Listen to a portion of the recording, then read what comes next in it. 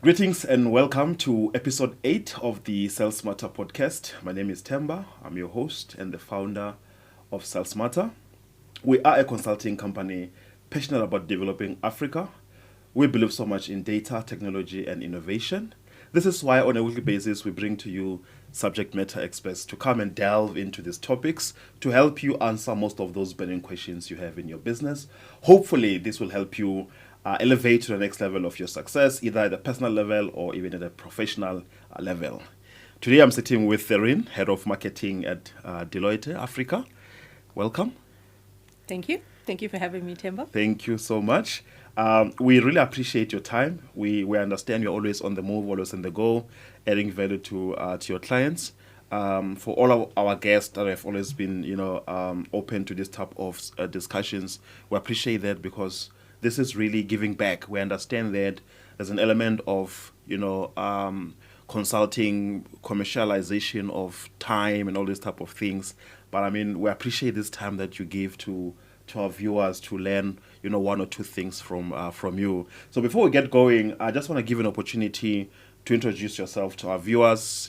However way you want to introduce yourself, you're not limited to anything. So everything you believe people out there should know about you, you can go for it. Sure, thank you. So I prepared a little song and dance, but I think we'll save it for another day. So thank you for the quick intro. Okay. I just wanted. What song is this though? Just made up like a few little jazzy words. Okay. But I'm not quite ready this time around. I think the next time we could do the little dance. Yeah, that's fine. Okay, that's cool. Thank you for the intro and thank you for having me. I think, as a marketing leader, with more than 16 years of experience in the industry, I'm always eager and happy to share the insights that I've learned during the course of my career. And I think for me, the one thing that I really feel passionate about is working with really truly creative people and trying to tell a truly story, have a really storytelling message. Okay. So I hopefully that the viewers will get something out of this and learn something and new tips and tricks of like what the industry is looking for now. 100%. So I think let's get going. As an icebreaker, please tell us about yourself. I know you've just introduced yourself, but I mean in detail in terms of, your role at Deloitte, what you do, how you do it. Yeah, so I've been with the firm for 6.5 years, and I started my career in marketing. Okay. Ironically, I'm actually a business writer. And I used to write for FSI, which is financial services and insurance. So I think one of the core things that I've learned during that time is how to take really technical and consulting speak and make it what we call snackable content. Okay. So my career has been mostly with marketing and communications. And I think for me in the industry, they both play a very strategic role because one cannot function without the other. Okay. So that has been the core and the basis of my career. And I think for me, what I've learned is that the teaming structure, and as I mentioned, working with really creative people actually brings out the nuances of a Marcom's kind of skill set. 100%. I should be asking you this question towards the end, but I wanna ask you the question right away, right? If you were to sum up the journey, right, from when you started in marketing to where you are today, I understand it's still possibly a long walk to freedom, if I can put it like that. But if you just sum up the journey into one sentence, your experience in marketing, what would it be? I think I would like to say no 2 days are ever the same. Okay. And that it is a constantly ever-changing kind of environment where you have to really be disruptive in order to innovate. You really have to, if I have a team and we are asked to come up with a creative concept, each person will have their own version of what creative looks like. All will be perfect, but all will be different. So I think that's what I love about the space, and that's what I love about the industry and the pillar or the function that I'm in, is that it is always changing. 100%. And we can't, and now is the time for marketers to want to actually put themselves out there to be part of that change, part of that constantly evolving environment. What does putting ourselves out there, what does putting themselves out there mean? So I think like one thing that we can't really rely on is like our traditional ways of doing things. So we do understand that we have studied this, we have core technical skills and abilities, and we learn it as a function and as a theory, and you kind of put it into place with experience and the good work that you do. But I think what I feel that we need to do is to challenge ourselves, is to see and ask the questions, and sometimes to even ask the hard questions of how we can actually be disruptive in that space. Okay.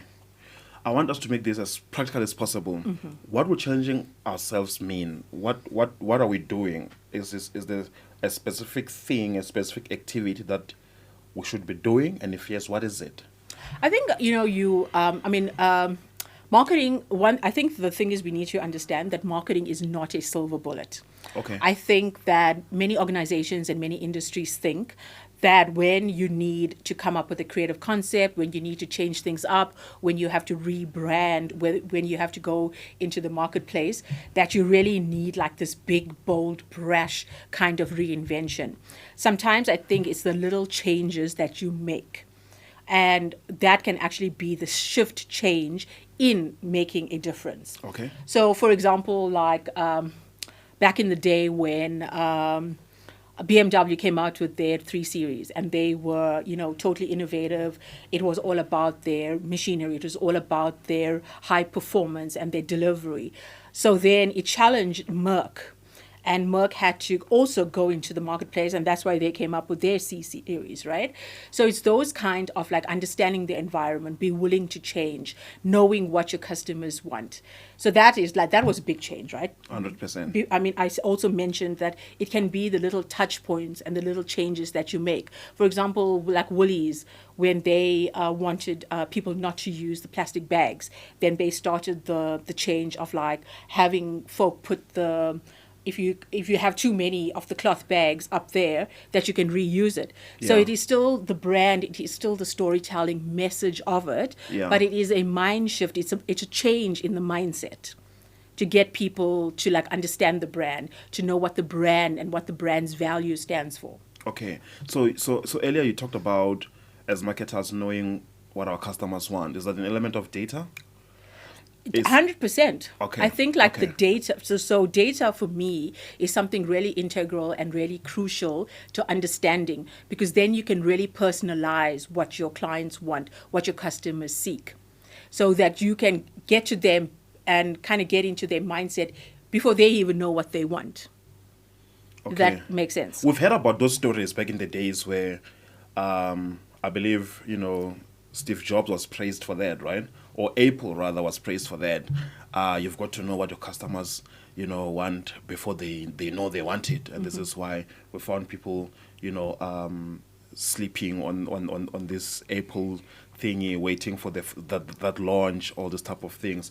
But I mean, my question is, and what I'd like to possibly, the picture I would like us to paint for our viewers, especially for those who are in marketing, is what are you seeing as, challenges when it comes to marketing data? What are you seeing marketing teams struggle with when it comes to that governance of that data which is being collected? I think like the governance of the data is obviously the privacy around it. Like that is like the overarching kind of like thing that everybody kind of loses their mind about. Okay. That, and then whether the data is actually the clean data sets. Because a lot of the time, the information that you get, people will have to input that information themselves.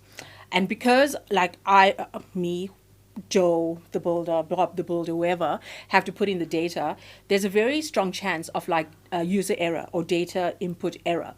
So when you collate all of that data, you need to make sure that the data set that you're dealing with is actually clean data that is actually usable. Usable, yeah. Because what you need to get to at a point is to such a granular level that this data can say, okay, Themba lives in this area. He shops at a Woolies, a Spar, a Checkers. Therefore, all of the information, he buys Coke, he goes to the KFC, he does this. So all of the data and the subsets of the data needs to track and be so hyper-personalized to you that you need to get all the banner adverts. You need to get all where the sales are. You need to know where the 50% off is.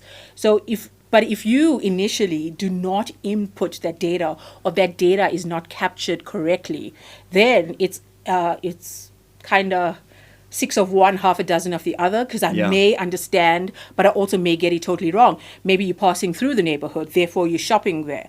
Or maybe it's like, I don't know, you got a nice bonus, so that is why you want to go there. 100%. So it's not really like clean, or the data is not something that can be used, and there is no like long-term use of that data. I'm interested now on that note, while we're on that, the gaps. Mm-hmm. What are the gaps that you're seeing, in the industry? Mm-hmm. Doesn't have to be a specific client, specific brand, specific company and stuff.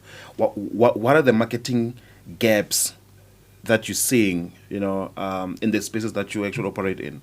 I think it's the follow through of like from the time you input and capture the data to the time that the teams actually need to use the data. So I think like one is it's either the tools that we are using to capture the data. That's the one thing. Then the second pillar could be, at which point are we figuring out that we need to actually be agile enough to rotate and either pivot or lean into the campaign itself? Do we stop and do we find a new angle of targeting? Do we retarget, or do we do something new? But I think like, because like a lot of the campaigning, a lot of the organizations really rely on legacy issues, legacy type of campaigns. So, stuff that has worked in the past, they think it's a case of rinse and repeat. Okay. That you can repurpose it, and like it's one campaign, it's like templatized in a way. So I think what we need to be better at as marketers is to actually have a proper follow through and actually use those insights in a way that actually makes sense, because at the end of the day, it's all about the ROI, right? It is. It's all about using budgets effectively. 100%. So it shouldn't be a case where it's a spray and pray kind of approach, where you kind of hope that you throw everything and something sticks. I think those days of like the traditional approaches of campaigns, I think we need to like kind of revisit it, relook at it, tailor it, try and like make it more personalized in a way. I think that, we kind of, there is a place definitely for, targeted and personas and archetypes, and then we target it, right? Because it makes sense that you want to target the CTOs, you want to target the CIOs, the CMOs. But sometimes maybe it's a case of actually going a level below it and see who are the buyers in that journey that we need to target. I want us to take this a little bit further, because we're going to title this episode The Gaps in Marketing today, right? Mm-hmm. So let's maybe find a way to delve deeper into that specific theme. We've talked about the gaps. What are the good things and the bad things that marketers are doing today? Or maybe let me rephrase the question in the following way. What are you seeing marketing, getting right and getting wrong, if I can put it like that? So I think as marketers we try to do too much. Okay. And we try to tick. So that's the getting wrong part. Yes, let's start with the getting wrong part. Okay. Oh, and we try like to tick all the boxes, all at once in one go. So I think that is the one of the things that we're getting wrong, or we are not correctly briefed by client to know exactly what their business goals are, so that it could match with an appropriate marketing strategy and or tactical campaign to it, right? Mm-hmm. So I think that is the things that we are somewhat not it's getting it wrong, I suppose, mislaid or misplaced kind of like ideas, right? Okay. So I think, but what I think we are definitely getting right is the passion that goes into a marketing play, because you have to be a certain kind of mindset of like wanting to get the best.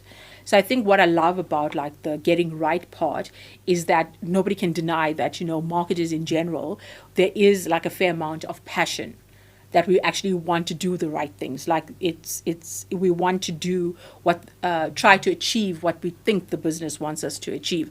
And a lot of times we do it with like zero-based budgets, right? Like, in a lot of industries, the first thing to go will be a marketing budget because it is seen as a nice to have, right? So that is why, like for me also as a marketing leader, it is super important to constantly show the value of marketing. That we are not just the pretty PowerPoint makers, that we actually like a partner in the business. I get what you mean. Yeah. Okay. Maybe for a second, let's throw the bullseye, back to you. Okay. What are you doing right? What do you think, is that one thing that enables you to get things right?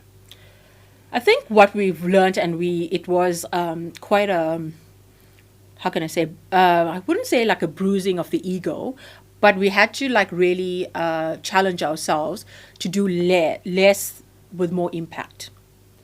So that is the one thing that, as the head of marketing and as a team leader, that my team and I, we really had to tell ourselves and listen to what the business wants. Okay. So we've had to tell ourselves that instead of doing 20 things really reasonably awesome and well and ticking all the boxes, we rather do fewer things with more impact. And then we can actually do fewer things with more impact. I love that point. And then show value in those little things to business to actually then so it's not like just like mere table stakes anymore. What? Sorry, Tharien. No worries. What does it take to nurture that discipline to be able to do fewer things with more impact? Because I believe we're all driven by habits, right? And I like to believe that at many times, most of us, we can easily get out of order, if I can put it like that. Have that inability to manage our discipline. It's like, throwing a candy to a kid, right? Yeah. Things can easily get out of control. How do you then nurture that discipline to ensure that as much as we've got 20 things in front of us, we're only going to focus on 5 of these things? What does it take to get to that point? Tim, I wish I knew I had the answer. I wish I could be like, hey, here you go. There's your 10 steps to success. But I think the one thing is that running a lean team and a super lean team has kind of forced me as a leader of teams to work on less with more impact. So one was we had to really figure out and in a way retrofit the 20 things we have to do into 10 things that are totally doable and achievable with the impact that we want to show, not just as a team and a function, but also to the business.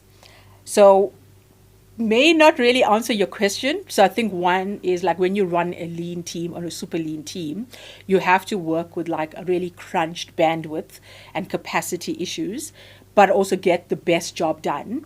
So, but I think like how we can like, reposition it and rethink it of how to do less with more impact is if like, when you sit with business leaders and you sit with clients and you work on like what are the core objectives and what you need to achieve, then you say to business, okay, these are the 20 things you want in a year. So for example, we have fiscal that ends 31st of May.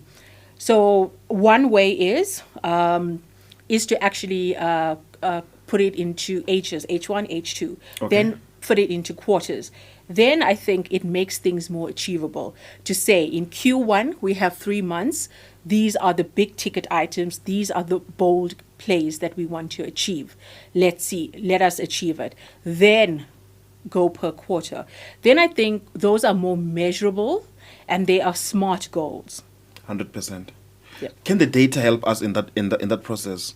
Because what I was hoping to also understand was, if we've had 10 things in front of us, 20 things, whatever the number may be and stuff, is there a way in which we could rely on data to guide us on what's priority, what's not priority, what's urgent, what's not urgent type of a thing? Yeah, so I do think that, if we've been speaking about data quite a lot, and we said that when we work with like data and the subsets of data, and especially now with, AI on the rise, and like, all of these chat GPT, etc. 100%. Those are and ML ops and tools and those kind of stuff that can really help us get closer to the data. Once we get closer to the data, we'll be able to use it to such a granular level, and then we can refer to what I've mentioned about the hyper-personalization of it. That will definitely help us, because then we can have more targeted, more measured campaigns, and they are more strategic because you know what you're achieving. So if that is basically, we can use the data and the data subsets as the North Star to achieve those goals. Okay, I get you. Just quickly, maybe touch on the good, the bad, and the ugly. Possibly won't get to the ugly, but maybe the good and the bad. Let's throw in some use cases, possibly success stories, and we don't have to mention names and stuff. In your journey in this marketing space that you're in, can you think of a company that actually got the marketing right? And if yes, how do you think they did it? But also, the inverse is also true. Do you know of a company that actually flopped completely, and where do you think they went wrong? So you want to start with the good? Yeah, you can start with the good. I can start with the good. I think starting with the good, I think we all can, without a doubt, say that Nando's always gets it right. Okay.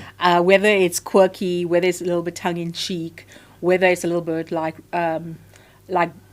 kind of jumping the rope to being like called out for whatever.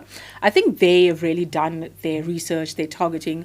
They really work with some really super creative agencies to really get the nuances of like what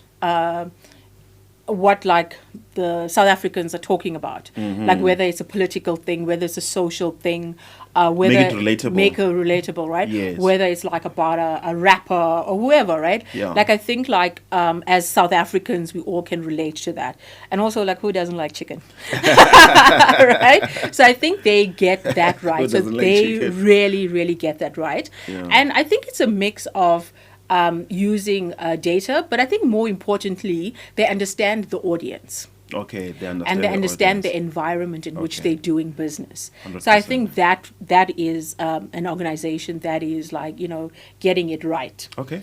And it's also cool, right? Like, I love those tongue-in-cheek adverts. They're funny.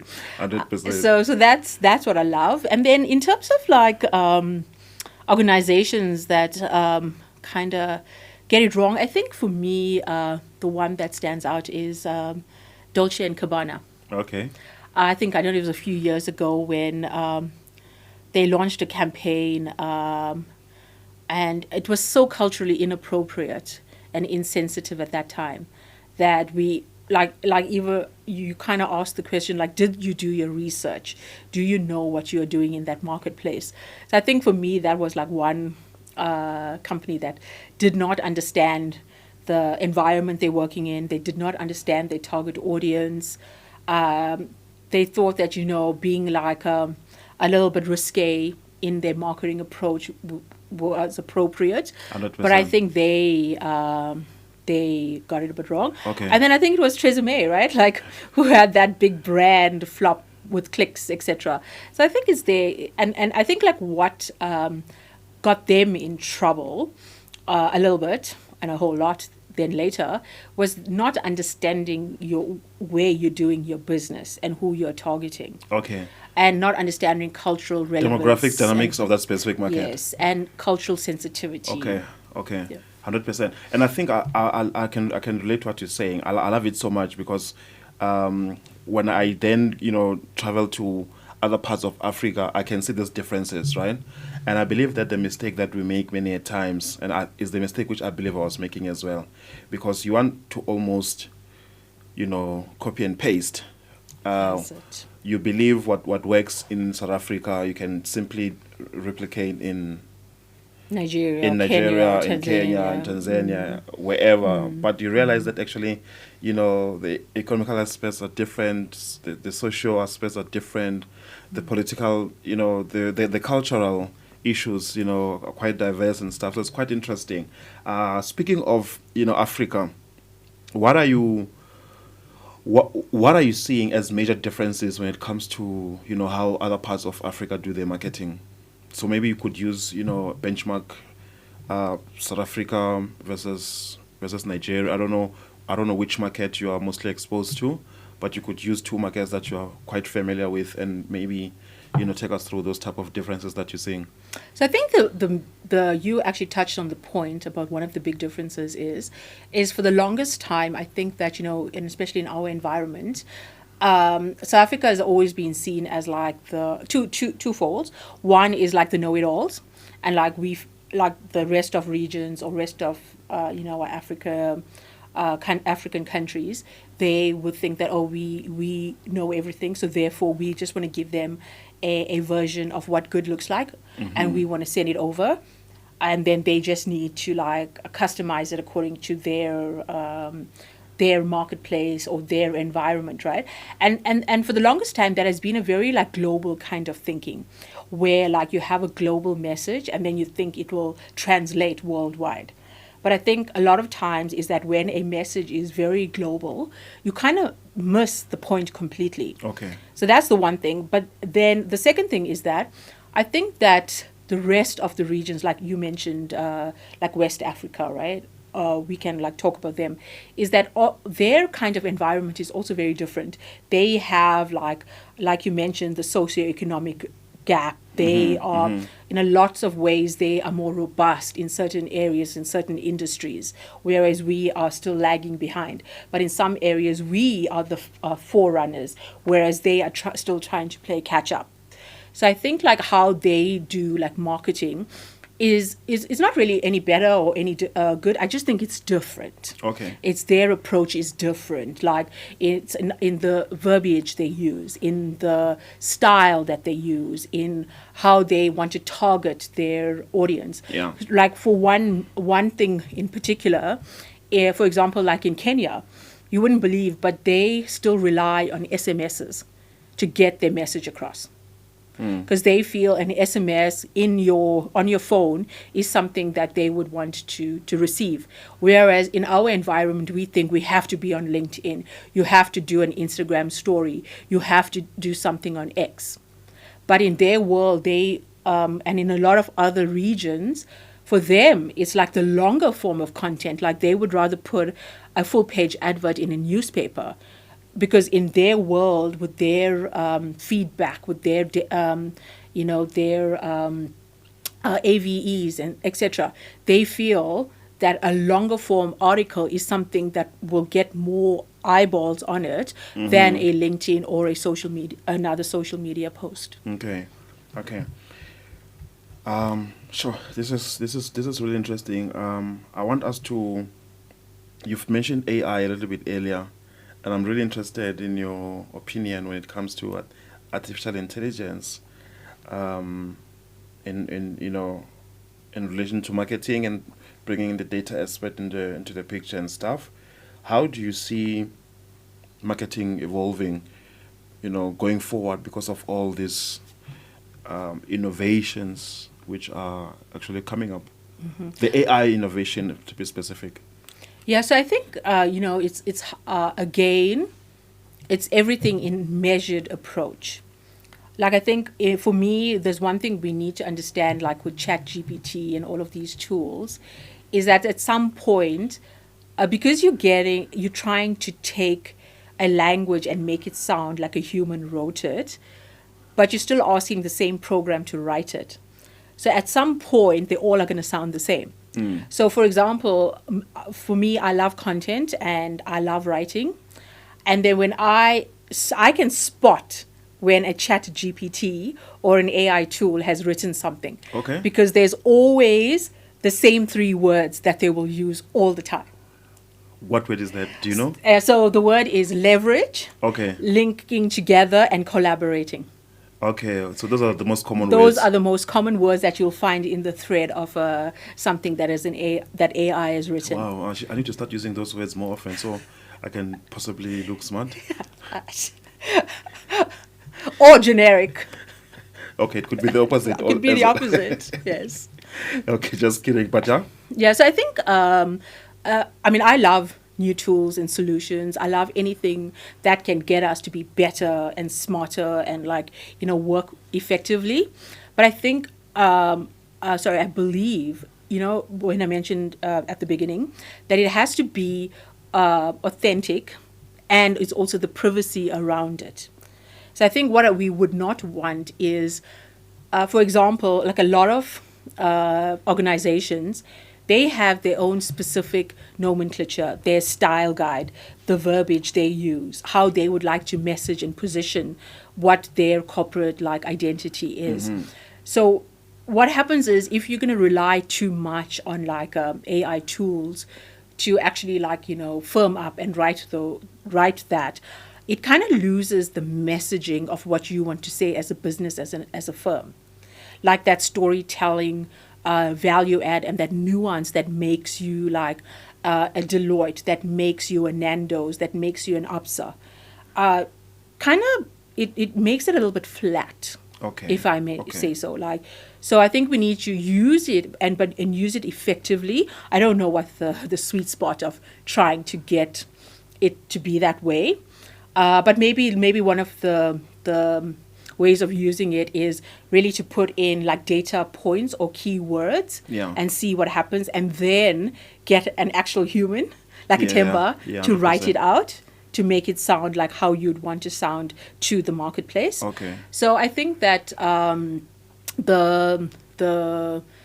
the idea is to use it effectively. To use it effectively, there has to be a measured approach in using it. 100%, I get that. No, the reason I'm asking you this AI question is because I'm passionate about, what Microsoft has come up with, this Copilot and stuff, and I see there's been a massive rollout by SPA when it comes to that, to improve efficiency, to improve productivity, and all this type of things. So, what's your take on that? What's your take on Copilot for marketing? I mean, like I said, marketing can always use like the extra help. But you still believe there should be that human intelligence in the picture. It has to to drive more authenticity and credibility. I don't know. Maybe I don't know about credibility. Definitely. Credibility is definitely something when you want to tell a proper storytelling message, you have to have the credibility. You have to have the anchor point has to be it has to be authentic, and there has to be integrity in what you're trying to sell, right? Because like I think in this day and age, because you're also fighting for like in a very tough environment. You're fighting for the same services, you're fighting for the same clients, you're fighting for the same market share. You cannot come across as inauthentic, because people will see right through it. In fact, you're reminding me of what Bukosi somewhere said, and I think it's words where it's an attention economy. He puts it like that, where, and I think I like how he described it when he said, we're living at a time where people are no longer bored. People hardly sit and they've got nothing to do and stuff. The minute we jump into our phones, there's always something to read, there's always something to watch, there's always something to listen to and stuff. So hardly am I going to my phone and thinking, what do I do next with my time? There's always someone looking to get your attention. If it's not an entertainment type of content, it's insurance. It's not insurance, it's banking. It's not that, it's hospitality, travel, all this type of things, it's sports and stuff. So that, trying to compete for that attention, I really believe is the hardest part. How do you then, I want to throw in another word to you, differentiation. How do you then differentiate in this attentions economy? Yeah, so that's the thing, right? So it's like multi points on like your points there. One is you speak about like the overstimulation of information. On any given day, we are so overwhelmed with the amount of information we receive, and your brain can only compute and only understand like kind of register things that are truly memorable. I mean, one reason why Coca-Cola is like so like everybody loves it, because like you feel as if you're opening happiness, right? When you drink it, like, okay, personally. So that's memorable, right? So, and Coca-Cola really doesn't even have to do any adverts. Do you think we can use Coca-Cola as a case study later? We can. Okay, continue. We'll get to it. Can use it doesn't even need to advertise, right? Because it's there. So I think the multi-touch points is like one you mentioned. How do we target people at the right time? So you mentioned mobile phones, right? And that's one thing that we have tried to use effectively is we know that the buyers in our buyer's journey that need to buy our business are the C-suite, the CMOs, the CTOs, the CIOs, who do not have any time. So when we have packaged our marketing content and collateral, it is the 1-minute videos, it is the demo videos, it is the promo videos that we target them during that time that we feel they're going into the next meeting to easily look on their phone. So just to your point, how do we target them? One approach is understanding the people that you want to target, when you want to target, with what channels and what messaging. I love that. So back in the day, it used to be like a 500-page report that we would print and we would send it to them. These days, it's the 500-page report in a 30-second video. Summed up, yeah. Summed up. 100%. You must get to the point. That's you it. Must so definitely get to the point. We already targeted them. We already know the channels. We already know the messaging that we want. Then I think it's super important that when you mentioned the data and the input and the insights, when I said the message that you need to tell them has to be a storytelling message. You have to hook them in the first 10 seconds. Otherwise, it's like skip advert. It is. It becomes that. That's what it is. Okay, let's jump briefly into that Coca-Cola case study. Yeah? What do you think Coca-Cola has done right? Everything. It just tastes amazing. It's a good recipe. No, so I think what Coca-Cola has done is that I believe that it's truly inclusive. I feel that is one of those brands that translates, whether you like soda and Coke or anything, is one thing. But I think that their messaging, I like the fact that they've used the Gen Zs and millennials, they use all generations in their adverts, and they've used them effectively without kind of taking anything away from their brand and their heritage of I don't know how many years, 200 years worth of heritage. That's the one thing. They've limited or tried to limit their branding and rebranding. It has always been the red bottle, right? So they've not changed their look and feel too much. That consistency is key. Consistency is key. And I think the other thing that they've done is their adverts are quirky and they're punchy and they are dynamic. So, and even when they tell their stories, it's quick, right? It's and like I said, one thing it is, in my view, it is truly inclusive and diverse. Okay, I love that. We're almost at the end of our discussion. Mm-hmm. Really? It's such a good discussion. Yeah. So what we can do, we'll definitely arrange to have you back. We don't want to give our viewers everything at once. Okay. Someone came up with the phrase saying, create FOMO, right? Yeah, create FOMO, definitely. But I also believe that, someone said the best way to eat an elephant is small pieces. Take one bite. One bite at a time. Yeah, take one bite at a time. But I like your concept of creating FOMO as well. I want to ask the second last question, for businesses that are looking to enhance, their marketing today, what should they be doing or where should they start? I think that the days of status quo and the days of doing marketing by numbers are kind of over. I think it's time to, like I've mentioned, constantly reinvent, look to do new things. And the new things doesn't always necessarily have to be the big, bold, brash things. It can be the little changes in thinking, the little changes in your strategy, learning to understand your target audience better, and understanding your environment, but also truly understanding that when you go to market with what you want to sell, that you're not salesy. Okay, you're salesy without being salesy. I get what I mean.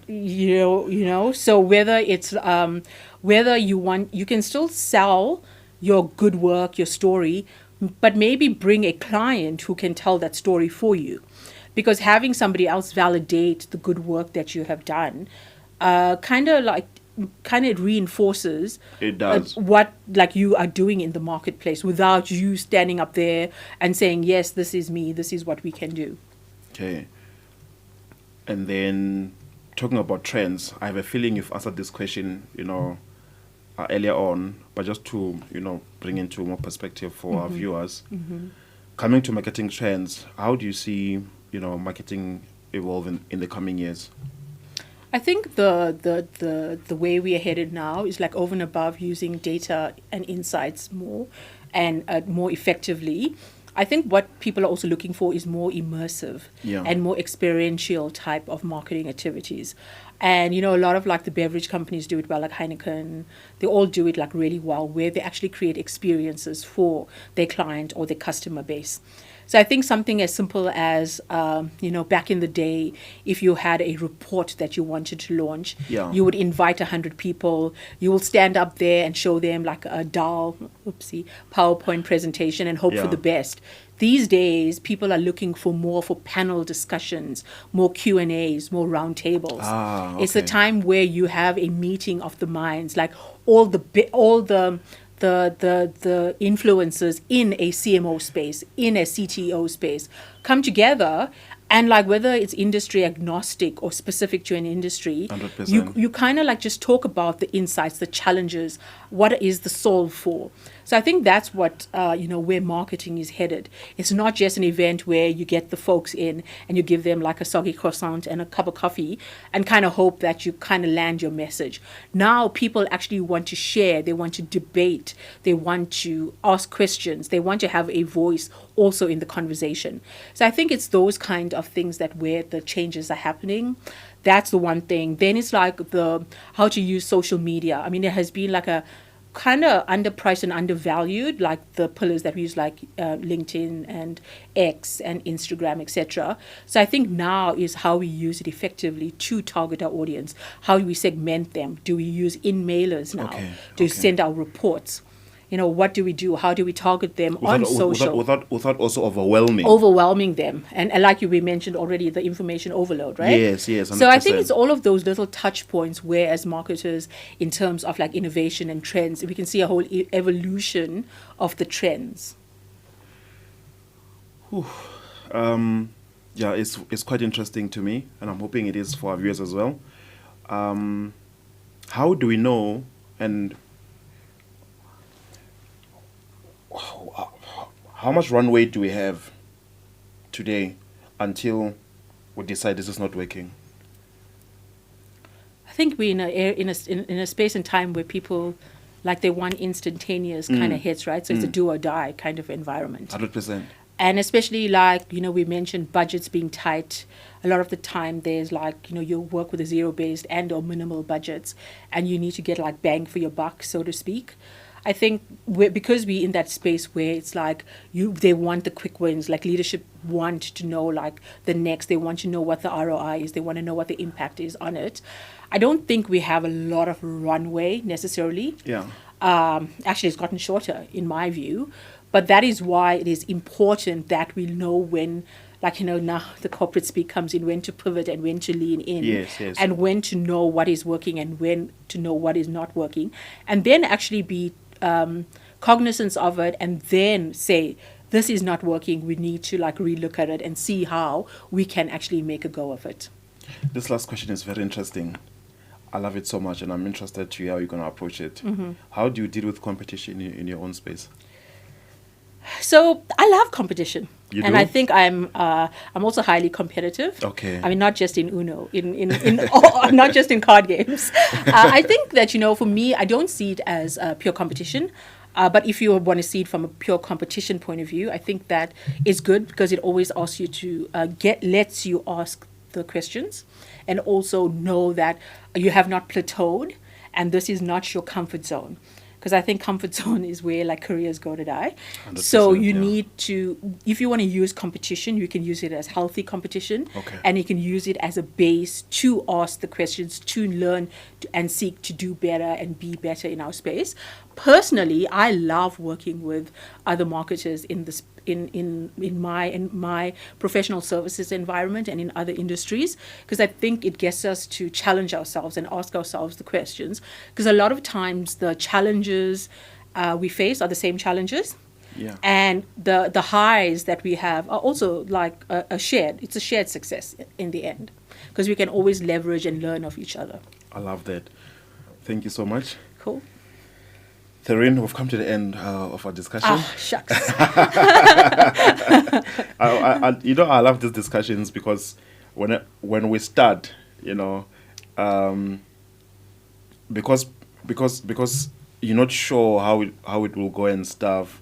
Most people are anxious, if I can use that word. Mm-hmm. But along the way, I think you start enjoying yourself.